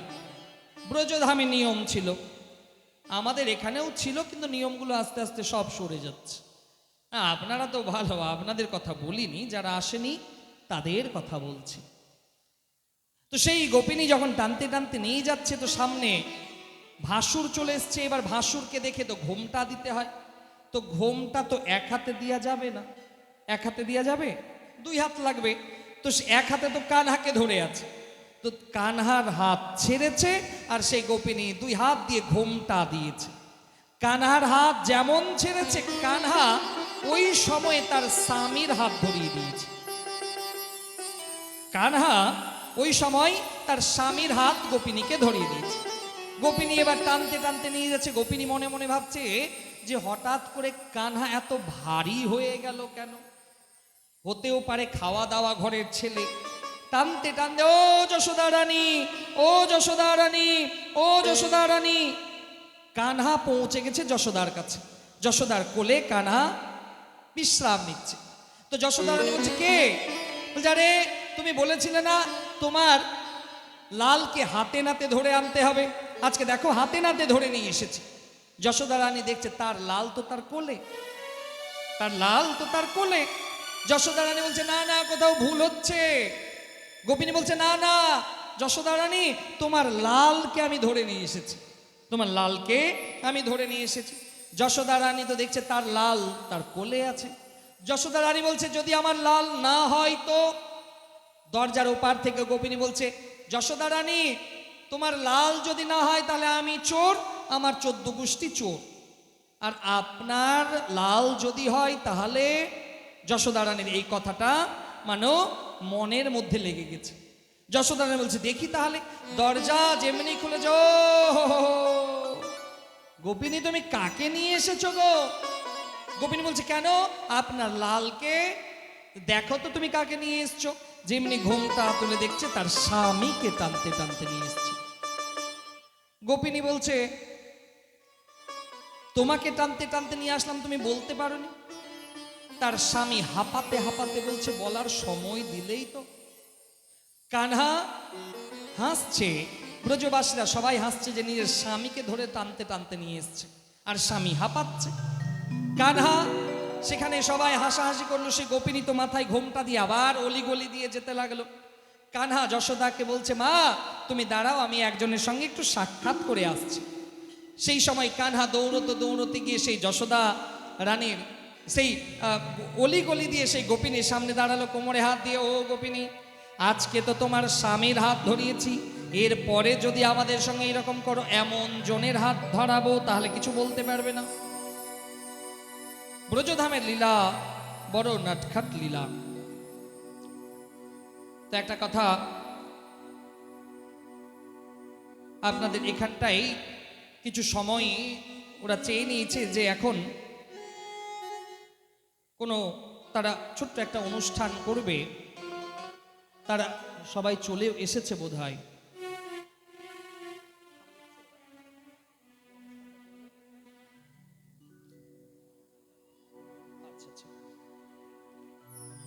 রাধে রাধে। ওরা এখনো আসেনি, আমরা কথাটাকে আগের দিকে নিয়ে যাই। তো সেই ব্রজধামের লীলা বড় নটখট লীলা। একদিন তো কানহা দলবল নিয়ে গেছে একজন গোপিনীর মেয়ে স্নান করে, একজন গোপিনীর মেয়ে স্নান করে ঘরের মধ্যে ঘুমোচ্ছিল। চুলটা ছিল সেই বিছানার ওপারে। কানহারা দলবল নিয়ে গেছে সেই গোপিনীর চুলটাকে খাটের পায়ার মধ্যে বেঁধে দিয়েছে, আর জোরে তার কানের কাছে বলেছে, হাওয়া। ছোটবেলায় বাচ্চাদের খেলার ছলে বলে না, তো সেরকম কানহা বলেছে হাওয়া। যেমনি হাওয়া বলেছে তেমনি উঠেছে, আর সেই চুল বাঁধা অবস্থায় এইরকম সেই নটখট লীলা ব্রজধামে ঘটেছে। এদিকে মা যশোদা রানী সমস্ত নালিশ শোনার পর মনে মনে ভাবলো যে না, আজকে কানহাকে আর কোথাও যেতে দেব না, আজকে কানহাকে আমি আমার সামনে বেঁধে রাখব। কানহাকে বেঁধে রাখব তো কানহাকে বাঁধবে কিসে? উখল। উখল তো বোঝেন, আগেকার দিনে প্রত্যেকের বাড়িতে উখল দেখা যেত, এখনো অনেকের বাড়িতে আছে। তো সেই নন্দভবনে একটা উখল, কানহাকে বাঁধবে, বাঁধার জন্য দড়ি লাগবে। তো দড়ি নিয়ে যখন কানহাকে বাঁধতে যাচ্ছে, 2 অঙ্গুলি দড়ি কম পড়ে যাচ্ছে, বাঁধা যাচ্ছে না। তো যশোদা রানী মনে মনে ভাবলো যে কানহা কি এত মোটা হয়ে গেছে, এত নাদুস নদুস হয়ে গেছে যে বাঁধতে পারছি না। দড়ি দিয়ে তো কানহাকে বাঁধা যায় না। গোবিন্দকে কি দড়ি দিয়ে বাঁধা যাবে? গোবিন্দকে দড়ি দিয়ে বাঁধা যায় না। গোবিন্দকে বাঁধতে গেলে প্রেম রূপী রজ্জু দিয়ে বাঁধতে হয়। প্রেমে একমাত্র ভগবান শ্রীকৃষ্ণকে বাঁধতে হলে মা প্রেম দিয়ে বাঁধতে হবে। দড়ি দিয়ে কৃষ্ণকে বাঁধা সম্ভবই নয়।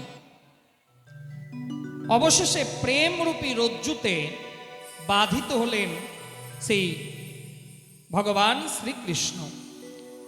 ঘটনাক্রমে সেই নন্দভবনে 2 বৃক্ষ ছিল, জমাল আর অর্জুন। দেবর্ষি নারদের অভিশাপে 2 কুমার অভিশাপ পেয়েছিল, মণিগ্রীব আর নলকুবের। এই 2 কুমারকে 2 বৃক্ষ হতে হয়েছিল, জমাল আর অর্জুন। ভগবান সেই জমাল অর্জুনকে উদ্ধার করার জন্য সেই উখলে বাঁধা অবস্থায় তির্যক ভাবে সেই 2 গাছের মাঝখান দিয়ে গেলেন। যেমনি গেলেন সেই 2 গাছ ধরাশায়ী হলো। সেই 2 গাছ যখন ধরাশায়ী হলো, সেই 2 গাছ থেকে 2 কুমার বের হলো, মণিগ্রীব আর নলকুবের। তারা ভগবত ধামে চলে গেল। নন্দ উপানন্দ পরামর্শ করলো যে আমরা আর গোকুলে থাকব না, গোকুল থেকে আমরা সবাই মিলে বৃন্দাবনের পথে যাব। নন্দ উপানন্দ তারা আলোচনা করছে যে গোকুলে এখন যখন তখন যে কোনো উৎপাত শুরু হয়ে গেছে, গোকুলে যখন তখন যে কোনো অসুরের আক্রমণ হয়ে যাচ্ছে। কখনো বিভিন্ন রকমের কংসের প্রেরিত অসুর, পুতনা রাক্ষসী, অকাসুর, বকাসুর, সকটাসুর, বিভিন্ন রকম অসুরের আগমন হয়ে যাচ্ছে। তো ফলে এবার আমরা গোকুলে আর থাকবো না, গোকুল থেকে আমাদের এবার বৃন্দাবন ধামে যেতে হবে। তো মা, আপনারাও বৃন্দাবন ধামে যাবেন তো? হ্যাঁ ইয়া না? বলো রাধে রাধে। এত আস্তে বললে হবে?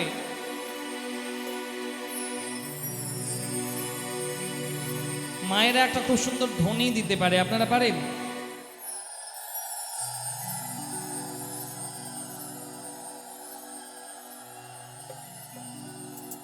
তো আসুন আমরা সবাই সেই মানসিকভাবে বৃন্দাবনের পথের দিকে অগ্রসর হয়।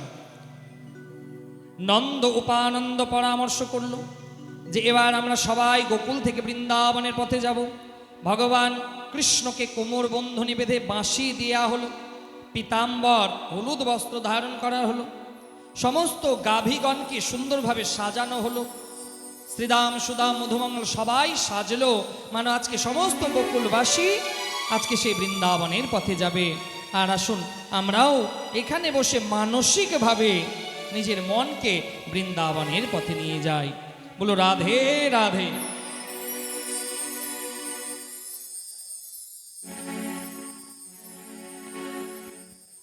मेरा मन पंछी ये बोले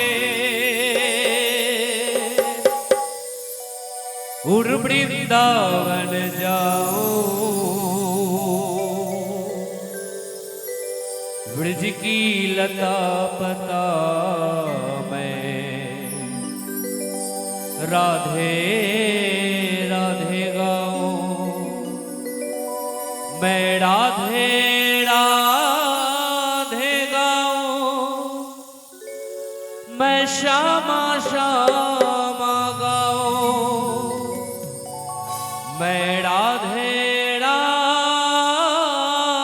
गाऊं, मैं श्यामा श्यामा गाऊं।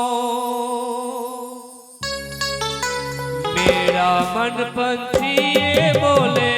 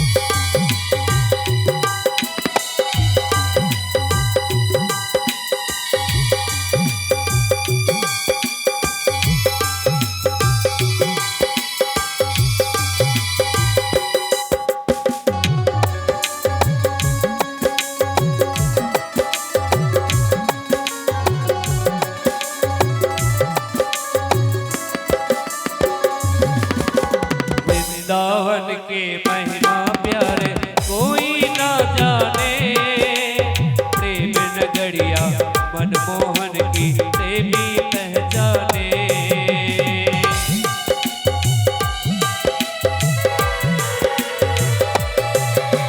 वृंदावन के महिमा प्यारे कोई ना जाने, प्रेम नगरिया मनमोहन की देवी पहचाने। गलियों में झूम झूम के, गलियों में झूम झूम के मन की तपन झुकाऊं, ब्रज की लता पता मैं राधे राधे गाऊं, ब्रज की लता पता मैं राधे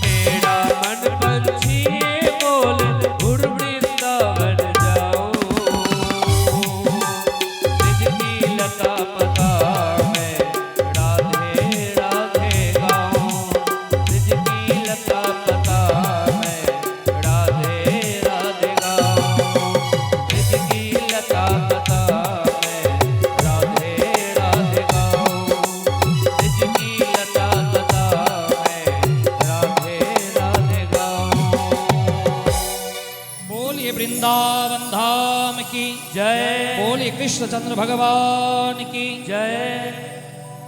राधे राधे।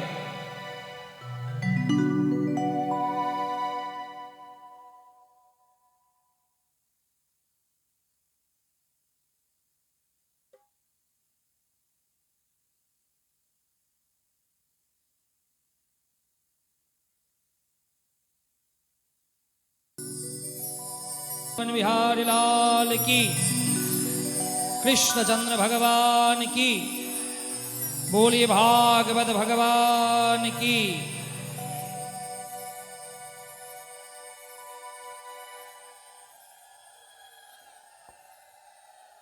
बोलो राधे राधे। এত আস্তে বললে হবে? প্রথমেই একটা কথা বলতে হয় যে আমরা একটা খুব সুন্দর মুহূর্তে উপস্থিত হয়েছি, যে আমাদের যে অমৃতি অঞ্চল, যেটা গৌড়ের ইতিহাসেও এই অমৃতির নাম উল্লেখ পাওয়া যায়, অনেক পুরনো এই জায়গা। সেই জায়গা আজকে একটা বইয়ের পৃষ্ঠাতে ঠাঁই পেয়েছে, এটা আমাদের কাছে অনেক বড় প্রাপ্তি। কারণ আমাদের সমাজ সচেতন হবে তখনই যখন আমরা নিজেদের ইতিহাস জানতে পারব। আমরা নিজেদের ইতিহাস যতক্ষণ জানতে পারবো না ততক্ষণ আমরা সচেতনই হব না। এটা একটা খুব সুন্দর প্রয়াস। যিনি রচনা করেছেন তাকে অনেক অনেক ধন্যবাদ। পরবর্তীতে তার কাছে আরো আমরা অপেক্ষায় থাকবো যে আরো নতুন নতুন এইরকম আমাদের কাছে ইতিহাস রূপী লেখনী প্রকাশ পাক। সবার কাছে নিবেদন যে আমাদের এই প্রাচীন ভূমি অমৃতি, যার পুরনো নাম ছিল অমরাবতী, অমরাবতী থেকে অপভ্রংশ হয়ে অমৃতি কথাটা এসেছে, সেই ইতিহাস আমরা জানতে পারবো। তো একটু সবাই মিলে এই এত সুন্দর একটা চেষ্টার জন্য হাততালি দিন। এত আস্তে বাজালে হবে, একটু জোরেই বাজিয়ে দেন। বলো রাধে রাধে। তাহলে আমরা কোথায় এসেছিলাম মা? বৃন্দাবন ধামে। তো বৃন্দাবন ধামে রাধারানীর ইচ্ছে ছাড়া কিন্তু আসা যায় না। বৃন্দাবন ধামে আমরা চাইলেও যেতে পারবো না যদি না রাধা রানী চাই। তাহলে বৃন্দাবন ধামে এসেছি রাধা রানীর ইচ্ছেতে। তা আসুন আমরা সবাই মিলে করজোড়ে করতালি দিতে দিতে সেই রাধা রানীর সুন্দর একটা ভজনের রসাস্বাদন করি। তারপরে খুব অল্প সময়ের মধ্যে, যেহেতু আজকে আমাদের 8:30টার সময় কথাকে বিরাম দিতে হবে, কারণ এখন পরীক্ষার সময় চলছে, তো মাইক বাজানোতে নিষেধাজ্ঞা আছে। তো খুব অল্প সময়ের মধ্যে আমাদের কথাগুলোকে বিরাম দিতে হবে। তো 8:30টার মধ্যে আজকে কথাকে আমরা বিরাম দেব। আর আজকে 3 দিনের যেহেতু কৃষ্ণ কথা, আজকে কিন্তু সম্পূর্ণ ভাগবত শোনার আমাদের লাভ আমরা পাবো যদি আমরা শেষ পর্যন্ত এখানে বসে থাকি তবে। তো আসুন আমরা সবাই মিলে সেই রাধারানীর ভজনের রসাস্বাদন করি, তারপরে আমরা সেই কথাতে প্রবেশ করব। বলো রাধে রাধে।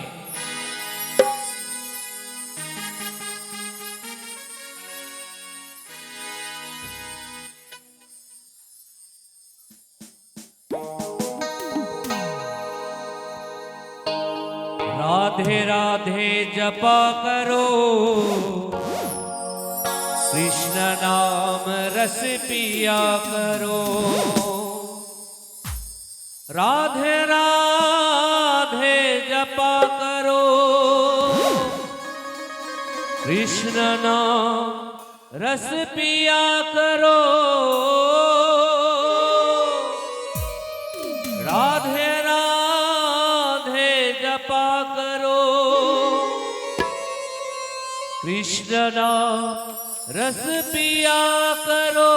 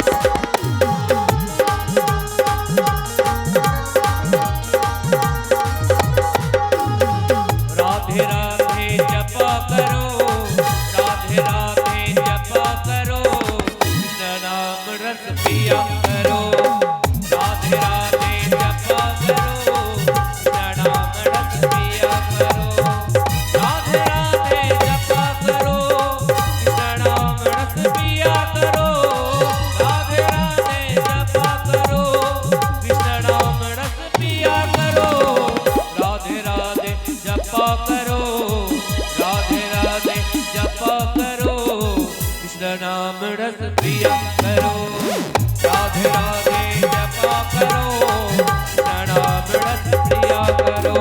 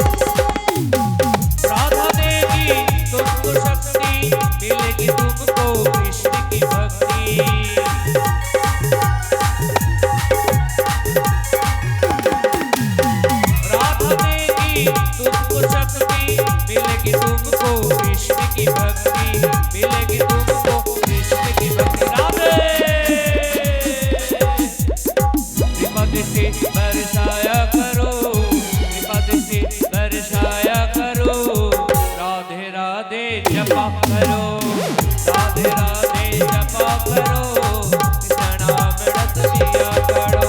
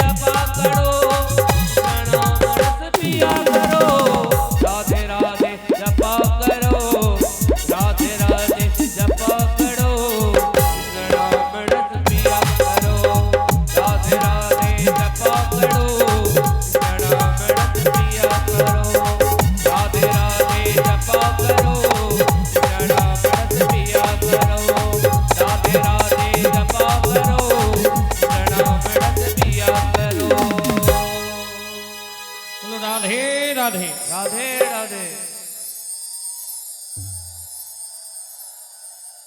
আমাদের ঘড়ির কাঁটা একদম প্রায় সময় খুব কাছাকাছি চলে গেছে। তোমা বৃন্দাবনে ভগবান এসে উপস্থিত হলেন, বৃন্দাবন লীলা আরম্ভ হলো, গোচারণ লীলা আরম্ভ হলো। ভগবান গোচারণ লীলা শুরু করলেন। এদিকে ব্রহ্মা মনে মনে ভাবলো, কেমন ভগবান, কেমন পরমাত্মা, যে সবার হাতে এঁঠো খায়, যে সবার সঙ্গে মিশে যায়, সবার সঙ্গে এত সহজে কথাবার্তা বলে, সবার হাতের খেয়ে নেয়। ব্রহ্মার মনে সন্দেহ হলো। সেই ব্রহ্মা বৃন্দাবনে এসে সমস্ত সেই গাভীর বৎসগুলোকে চুরি করে নিয়ে গেলেন সেই রমণক, সেই রৈবত্যক পর্বতে। ভগবান অন্তর্ধ্যানে দেখলেন যে ব্রহ্মা সমস্ত গোমাতার বৎসগুলোকে নিয়ে গেছেন। ভগবান নিজে সমস্ত গাভীর বৎস হলেন, গো বালক হলেন। এই লীলা, গোচারণ লীলা 1 বৎসর কাল বৃন্দাবনে চলতে লাগলো। 1 বৎসর পরে ব্রহ্মা এসে দেখছে যে লীলা তো যেমনকার তেমন চলছে। ভগবান ব্রহ্মাকে উপদেশ দিলেন, ব্রহ্মার মোহ ভঙ্গ হলো। ভগবান বাঁশি বাজাতে লাগলেন, বংশীবাদন লীলা। ভগবান কালিন্দ্রীর সেই কালী দহ থেকে কালিয়া নাগকে উদ্ধার করলেন। তারপরে লীলা সেই গোপিনীরা একটা জঙ্গলের মধ্যে নদীতে স্নান করে একটা ব্রত করলেন, কাত্যায়নী ব্রত। ভগবানকে প্রতিরূপে পাওয়ার জন্য ভগবান সেখানে গেলেন। তাদের মনস্কামনা পূর্ণ হবে এই আশীর্বাদ তারাও পেলেন। শরৎ পূর্ণিমায় সে বৃন্দাবনে নিকুঞ্জবনে রাস মহারাস হল। তারপরে মহারাজ কংসের প্রেরিত অক্রুর এলো। অক্রুর কৃষ্ণ আর বলরামকে মথুরা নিয়ে গেলেন। মথুরাতে মল্লযুদ্ধ আরম্ভ হলো। চারুর মুষ্টিককে ভগবান উদ্ধার করলেন। কংসকেও ভগবান বারবার মুষ্টাঘাত করতে করতে তার প্রাণটাকে উদ্ধার করলেন। কংসের উদ্ধার হলো। মথুরার যুবরাজ হলেন ভগবান শ্রীকৃষ্ণ। এদিকে কংসের শ্বশুর জরাসন্ধ বারবার মথুরা পুরীতে আক্রমণ করতে লাগলেন। যখনই আক্রমণ করতেন ব্রাহ্মণদের যজ্ঞ করিয়ে বলতেন যেন আমি যেন পরাজয় না হয়, আর যদি যুদ্ধে আমি পরাজয় হয়ে যাই তাহলে একটাও ব্রাহ্মণ জীবিত থাকবে না। তো ভগবান চাইতেন না যে তার জন্য কোনো ব্রাহ্মণের অকল্যাণ হোক। এই জন্য বারবার সেই যুদ্ধক্ষেত্র থেকে ভগবান সরে যেতেন। এদিকে জরাসন্ধ আর কালযবন একসঙ্গে মথুরাতে আক্রমণ করলেন। ভগবান সেই রণক্ষেত্র থেকে পালালেন। এখানে ভগবানের নাম হলো রণছোড় ভগবান। সেই ভগবান একটা গুহার মধ্যে প্রবেশ করলেন, যে গুহাতে মুচুকুন্দ মহারাজ, যে মুচুকুন্দ মহারাজের আশীর্বাদ প্রাপ্তি ছিল যে অসময়ে তার ঘুম যে ভাঙাবে, তার দৃষ্টি যার উপরে পড়বে তাকে ভস্মীভূত হয়ে যেতে হবে। তো ভগবান নিজের পীতাম্বর সেই মুচুকুন্দ মহারাজের উপরে ঢেকে দিলেন, আর ভগবান আড়াল হয়ে গেলেন। কালযবন মনে মনে ভাবছে যে এটাই কৃষ্ণ, আমার থেকে লুকোনোর ভয়ে পীতাম্বর নিজের উত্তরীয়টা দিয়ে ঢেকে শুয়ে রয়েছেন। পদাঘাত করতে লাগলেন। মুচুকুন্দ মহারাজের ঘুম ভাঙল, দৃষ্টি পড়ল, কালযবন ভস্মীভূত হলো। ভগবান বিশ্বকর্মাকে দিয়ে সমুদ্রের নিকটে একটা নগর নির্মাণ করেছিলেন। সমস্ত মথুরাবাসী ঘুমলো তো মথুরায়, আর যোগ মায়ার মাধ্যম দিয়ে সেই সমস্ত মথুরাবাসীকে রাত্রিবেলাতে ভগবান সেই নতুন নগরে নিয়ে গেলেন। মথুরাবাসী যখন সকালে বেরোবে দরজা খুঁজছে, দ্বার কাহা, দ্বার কাহা, দ্বার কাহা। এই দ্বার কাহা থেকে নাম হলো দ্বারিকা। ভগবান দ্বারিকাধীশ হলেন, দ্বারিকা রাজা হলেন। ভগবানের সঙ্গে বিবাহ হলো রুক্মণীর। 8 জন রানীকে আলাদা আলাদা বিবাহ করলেন ভগবান। এদিকে সত্যভামাকে নিয়ে আকাশ বিহারে গরুর আসনে, গরুরের ভগবানের কৃষ্ণের বাহন হচ্ছে গরুর পাখি। ভাগবত মহাপুরাণেই প্রমাণ আছে কৃষ্ণের বাহন গরুর। তো সেই গরুরে করে আকাশ বিহার যখন করছেন, এদিকে নরকাসুর, যাকে ভৌমাসুর বলা হয়, 16,100 কন্যাকে বন্দি করে নিজের কারাগৃহে ভরে রেখেছেন। ভগবান 16,100 কন্যাকে উদ্ধার করলেন। ভগবান বললেন আজ থেকে তোমরা উন্মুক্ত চলে যাও। 16,100 কন্যা ভগবানকে বললেন যে হে প্রভু, আমরা এতদিন অসুরের কারাগৃহে বন্দি ছিলাম, এখন যদি আমরা বাড়ি ফিরে যাই তাহলে সমাজ আমাদের মেনে নেবে না, আর এখন আমাদেরকে হয় অন্য কোনো কাজে লিপ্ত হতে হবে। ভগবান বলছে দুটাই তো অনর্থ। তো ভগবান 16,100 কন্যাকে গ্রহণ করলেন, বিবাহ করলেন। ভগবানের রানী 16,108। প্রত্যেকটার 10টা করে পুত্র সন্তান আর 1টা করে কন্যা সন্তান হলো।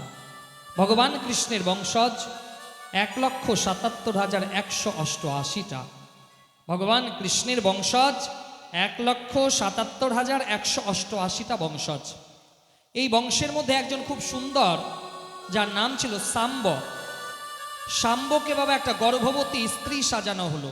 গর্ভবতী স্ত্রী গুরুদেবের কাছে নিয়ে যাওয়া হলো। বলুন তো মহারাজ, এর গর্ভে ছেলে হবে না মেয়ে হবে? ঋষি যখন ধ্যানে দেখছেন এ তো বেটা ছেলে, আমাকে উপহাস করার জন্য এসছে। ঋষি অভিশাপ দিলেন মুসাল্লাম কুলানা আসানম, যে এর গর্ভে যে হবে যদু বংশের ধ্বংসের কারণ হবে। শাম্ব নিজের সমস্ত বাঁধনকে খুলে সমুদ্রে ভাসিয়ে দিল। সেখান থেকে এলকা নামক ঘাসের সৃজন হলো। সে এলকা নামের ঘাস সৃজন হওয়ায় সেই যদুবংশীয়রা নিজেদের মধ্যে মারামারি করতে করতে বহু যদুবংশীয় নষ্ট হয়ে গেল।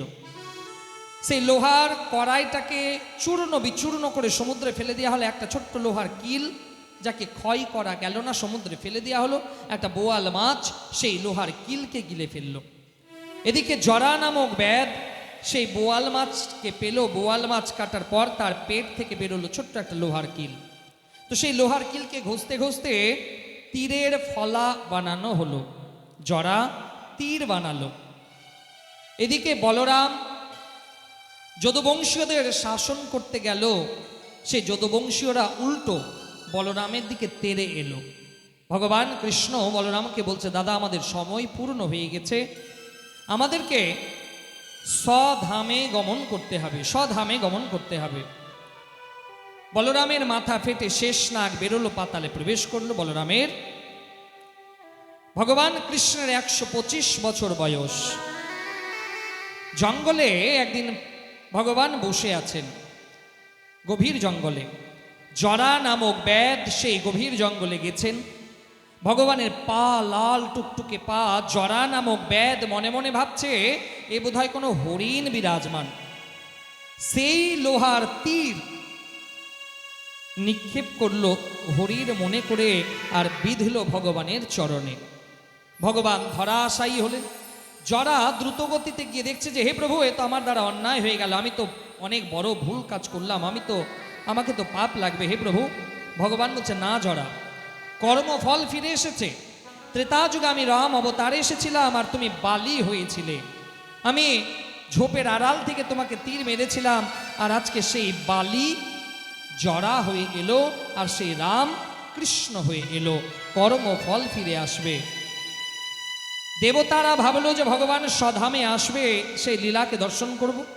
ভগবান সর্বেশ্বর বাসুদেব কৃষ্ণ নিজের দেহকে সূক্ষ্ম রূপ ধারণ করে, মানে জ্যোতিপুঞ্জ রূপ ধারণ করে শ্রীমদ্ ভাগবত মহাপুরাণের মধ্যে প্রবেশ ঘটালো।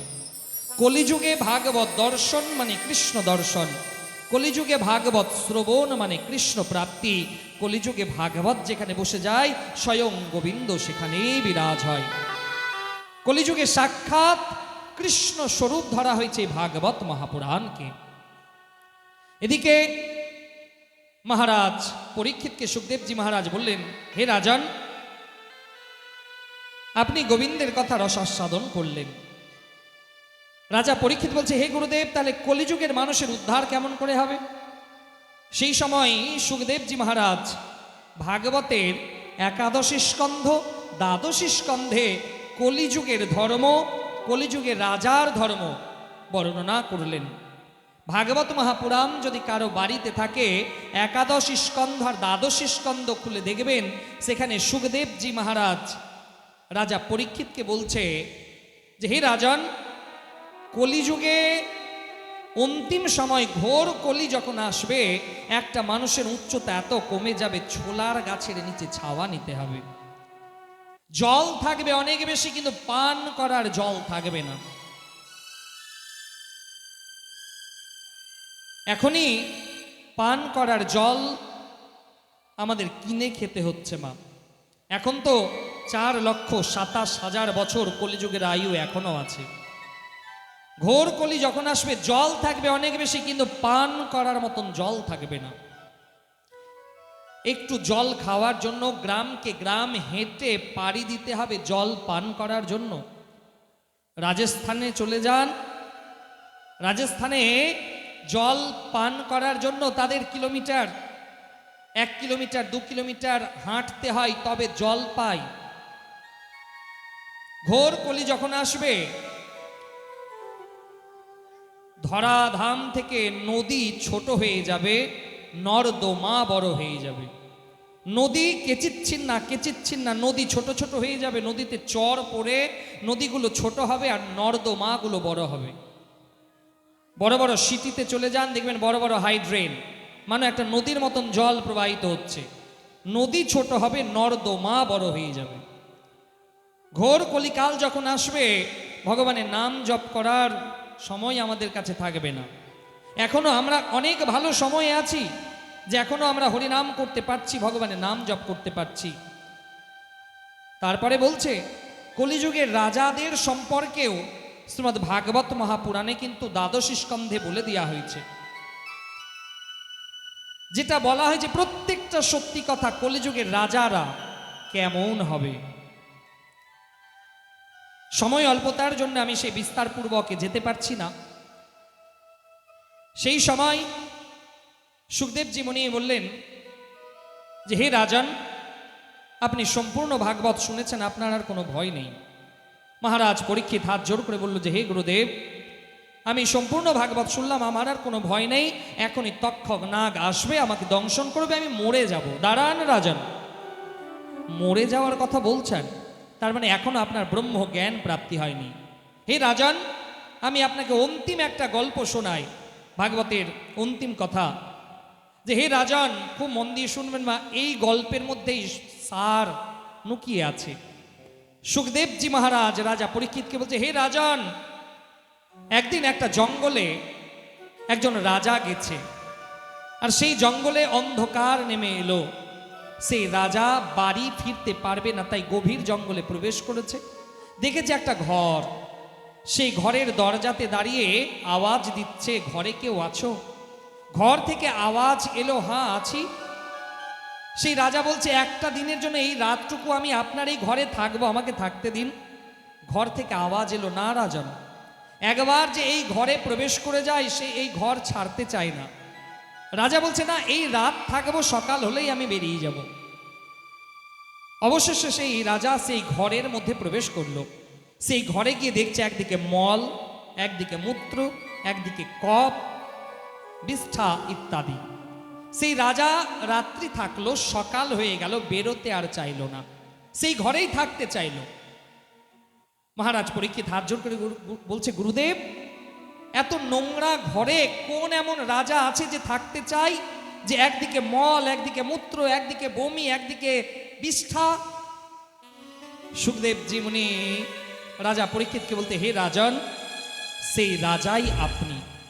গুরুদেব, হে রাজন, আমাদের এই ঘর, এই ঘরের মধ্যে মল মূত্রের ভাণ্ডার, আর এই ঘরে একবার যে প্রবেশ করে যায় সে বেরোতে চায় না। মহারাজ পরীক্ষিত হাত জোর করে বলছে, হে গুরুদেব, আমি বুঝে গেছি, আমার আর কোনো সংশয় নেই। সেই সময় মহারাজ পরীক্ষিত দক্ষিণা দিলেন গুরুদেবকে। সুখদেব মুনিকে দক্ষিণা প্রদান করে গঙ্গার তীরে গেলেন। অভিশাপ রক্ষা করার জন্য তক্ষক নাগ এলো, মহারাজ পরীক্ষিতের পায়ে দংশন করলো। মহারাজ পরীক্ষিতের দেহ ভস্মীভূত হলো, কিন্তু আত্মা ভগবত ধাম থেকে বিমান এলো, সেই বিমানে করে মহারাজ পরীক্ষিত ভগবত প্রাপ্তি ঘটল, ভগবত ধামে চলে গেল। এই ছিল শ্রীমদ্ ভাগবতের মূল কথা। এবার মা, আমরা সম্পূর্ণ ভাগবতের ফল পেতে যাব। আর কোনো কথা নয়, কেউ গল্প করবে না, সবাই নিজের মাথাটাকে ঢেকে নেন। পায়ে জুতো থাকলে জুতাটাকে একটু সরিয়ে দিন, কারণ জীবনে এটা একটা অনেক বড় সংযোগ। আমরা 7 দিনের ভাগবতের ফল পেতে যাচ্ছি মাত্র এই 7-8 মিনিটে, তারপরে আমাদের কথা বিরাম হবে।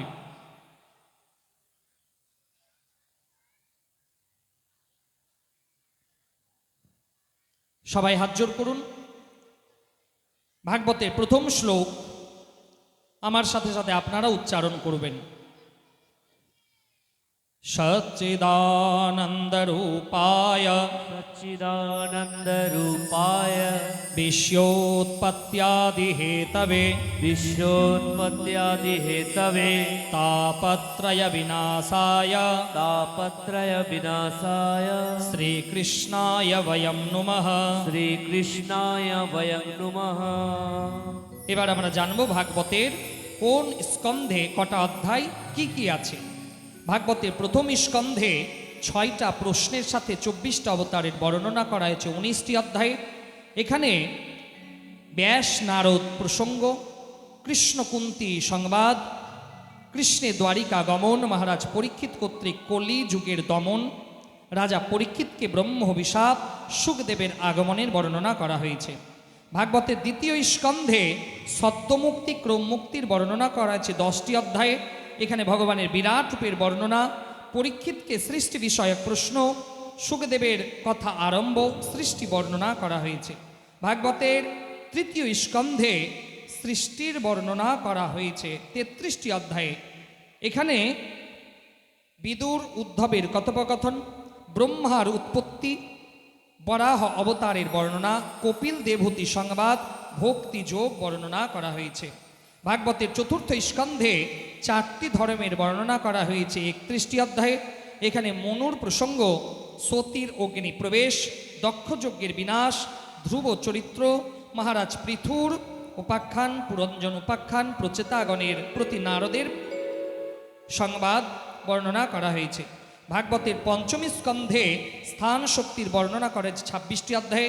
এখানে প্রিয়ব্রত চরিত্র, আগ্নিধ্র, রাজা নাভি, ঋষভদেবের চরিত্র বর্ণনা করা হয়েছে। ভাগবতের ষষ্ঠ স্কন্ধে পোষণ লক্ষণ লীলার বর্ণনা করা হয়েছে 19টি অধ্যায়ে। এখানে অজামিল উপাখ্যান, নারদের প্রতি দক্ষের অভিশাপ, নারায়ণ কবচ, বৃত্রাসুর প্রসঙ্গ, পুংসবন ব্রতের নিয়ম বর্ণনা করা হয়েছে। ভাগবতের সপ্তম স্কন্ধে উর্তি লীলার বর্ণনা করা হয়েছে 15টি অধ্যায়ে। এখানে নারদ যুধিষ্ঠির সংবাদ, প্রহ্লাদের জন্ম, হিরণ্যকশিপু বধ, নৃসিংহ ভগবানের অবতার, গৃহস্থ ধর্মের বর্ণনা করা হয়েছে। ভাগবতের অষ্টম স্কন্ধে মন্বন্তরের বর্ণনা করা হয়েছে 24টি অধ্যায়ে। এখানে গজেন্দ্র মোক্ষ, সমুদ্র মন্থন, মোহিনী লীলা, দেবাসুর সংগ্রাম, রাজা বলি বামন প্রসঙ্গ, মৎস্য অবতারের বর্ণনা করা হয়েছে। ভাগবতের নবম স্কন্ধে ঈশান লীলার বর্ণনা করা হয়েছে 24টি অধ্যায়ে। এখানে বৈবস্বত মুনির বর্ণনা, দুর্বাসার দুঃখ, রাজা ত্রিশঙ্কু হরিশ্চন্দ্রের উপাখ্যান, সগর উপাখ্যান, গঙ্গা আনয়ন, শ্রীরাম চরিত্র, ইক্ষ্বাকু বংশ, রাজা নিমির বংশ, চন্দ্রবংশের বর্ণনা করা হয়েছে। ভাগবতের দশম স্কন্ধে নিরোধ লীলার বর্ণনা করা হয়েছে 90টি অধ্যায়ে। 2টি ভাগে বিভক্ত, পূর্বরার্ধ আর উত্তরার্ধ। ভাগবতে প্রাণ বলা হয় এই দশম স্কন্ধকে। এখানে কৃষ্ণের আবির্ভাব, গোকুল গমন, পুতনা, তৃণাবর্ত, অঘাসুর, বকাসুর বধ, গোবর্ধন লীলা, রাস মহারাস লীলা, কৃষ্ণ বলরামের মথুরা গমন, কংস বধ, উদ্ধবের ব্রজযাত্রা, দ্বারিকা গমন, গোবিন্দের বিবাহ, সুদামা চরিত্র, শিবের সংকটমোচন, ভগবান শ্রীকৃষ্ণের লীলা পরিক্রমা করা হয়েছে। ভাগবতের একাদশ স্কন্ধে মুক্তি লীলার বর্ণনা করা হয়েছে 31টি অধ্যায়ে। এখানে যদুবংশের অভিশাপ, দত্তাত্রেয় ভগবানের 24টা গুরু, বর্ণাশ্রমের বর্ণনা, সাংখ্য যোগ, যদুকুলের সংহার, শ্রী ভগবানের স্বধাম গমন বর্ণনা করা হয়েছে। ভাগবতের দ্বাদশ স্কন্ধে আশ্রয় লীলার বর্ণনা করা হয়েছে 13টি অধ্যায়ে। এখানে কলিযুগের বর্ণনা, কলিযুগের রাজার বর্ণনা, 4 প্রকার প্রলয়, শ্রী মার্কেন্ডীয় মুনির তপস্যা, মায়া দর্শন, বরপ্রাপ্তি বর্ণনা করা হয়েছে। এই 12টি স্কন্ধে 335টি অধ্যায়, 18,000 শ্লোকে সম্পূর্ণ ভাগবত বর্ণনা করা হয়েছে। এবার আমরা সবাই ভাগবতের অন্তিম শ্লোক পাঠ করব। ভাগবতের অন্তিম শ্লোক সবাই আমার সঙ্গে পাঠ করবেন। ভবে ভবে ভবে ভবে यथा भक्ति यथा भक्ति पादयस्तव जायते पादयस्तव जायते तथा कुरुष्व तथा कुरुष्व देवेश देवेश नाथस्त्वं नाथस्त्वं नो यतः प्रभो नो यतः प्रभो नाम संकीर्तनं नाम संकीर्तनं यस्य यस्य सर्वपाप सर्वपाप प्रणाशनं प्रणाशनं प्रणामो प्रणामो दुःख दुःख समनस्त्वं समनस्त्वं नमामि नमामि हरिं परम। हरिं परम। प्रेम से बोलिए श्रीमद् भागवत भगवान की जय निज निज सद्गुरुदेव भगवान की जय।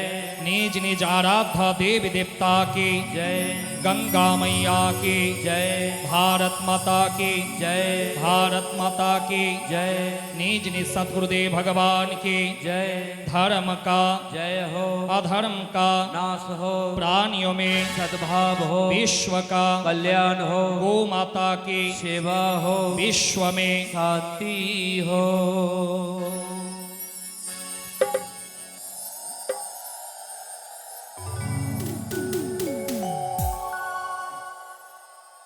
এবার সবাই দাঁড়িয়ে যান।